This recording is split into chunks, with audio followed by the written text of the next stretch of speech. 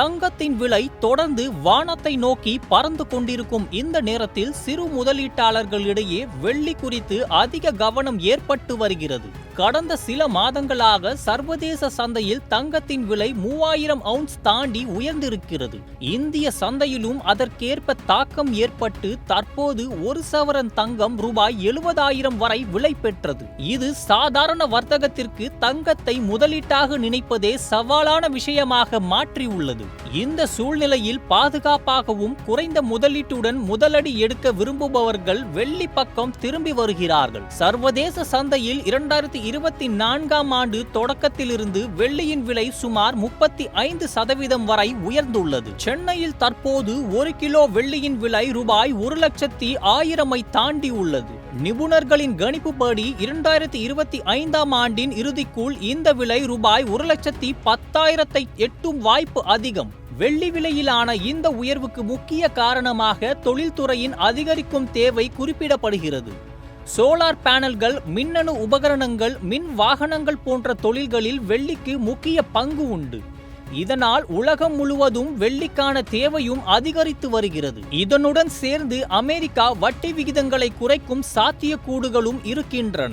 முதலீட்டாளர்கள் நிலையான வருமானத்திலிருந்து பாதுகாப்பான மதிப்புமிக்க பொருட்களுக்கு போகும் இந்த நேரத்தில் வெள்ளியும் தங்கத்துடன் இணைந்து ஓர் ஆல்டர்னேட்டிவ் முதலீடாக மாறுகிறது. தங்கத்தை வாங்க முடியாமல் போன நிலையில் அதே தொகையில் கிட்டத்தட்ட 3-4 கிலோ வெள்ளியை வாங்க முடிகிறது. இதனால் வெள்ளி சிறு முதலீட்டாளர்களுக்கு மிகவும் ஏற்றதானதாக மாறி உள்ளது. ஆனால் வெள்ளியின் இந்த பலம் ஒரு பக்கம் மட்டுமே. மற்றொரு பக்கம் வெள்ளியின் மறுசுழற்சி அல்லது மீள விற்பனை என்பது தங்கம் போல எளிதல்ல. வெள்ளி நகைகளை வாங்கும் கடைகளே குறைவாகவே உள்ளது. சில இடங்களில் வெள்ளி வாங்கவே தயாரில்லை.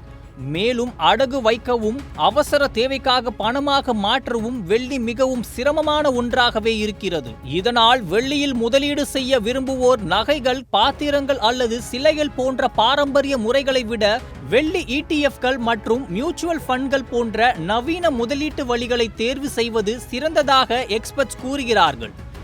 இந்த வகை முதலீடுகள் சந்தை மூலதனம் அதிகம் கொண்டிருப்பதுடன் செலவு கட்டணமும் குறைவாக இருக்கும். மேலும் தேவையான நேரத்தில் எளிதாக விற்பனை செய்யக்கூடிய வசதியும் உள்ளது.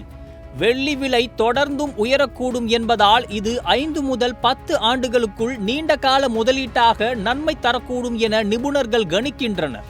இருப்பினும் வெள்ளி ஒரு பாதுகாப்பான முதலீடு என்ற அந்தஸ்தை தங்கம் போல பெற்றிருக்கவில்லை என்பதும் உண்மைதான். அதனை சொன்னாலும் தங்கம்தான் சேஃப் ஹேவன் என நிபுணர்கள் ஒருமனதாக கூறுகிறார்கள்.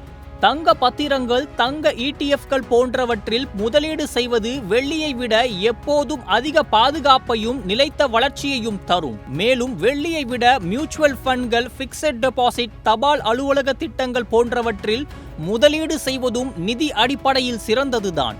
வெள்ளி விலை மேலும் உயரும் என்ற எதிர்பார்ப்பு இருந்தாலும் அதில் மிகப்பெரிய லாபம் கிடைக்கும் என்பதில் உறுதியில்லை.